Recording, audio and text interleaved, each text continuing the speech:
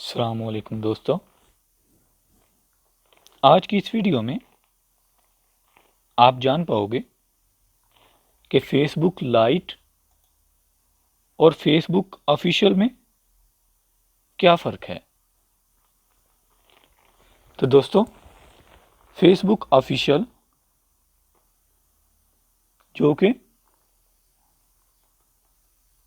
इस लोगो के साथ आता है, आपको कुछ इस तरह का व्यूइंग एक्सपीरियंस अवेल करता है, जिसमें फेसबुक मैसेंजर बिल्ट इन नहीं होता। आपको अलग से इनबॉक्स में मैसेज करने के लिए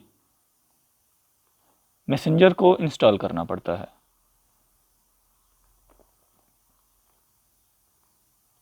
जबकि फेसबुक लाइट जो कि अपने यूनिक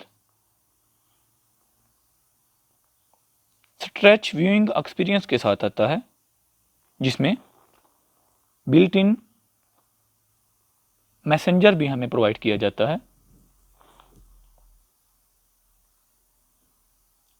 देखने में बहुत ही यूनिक आपको प्रेफर करूंगा मैं कि अगर आप अपने सेल में ऑफिशियल फेसबुक को यूज़ करते हैं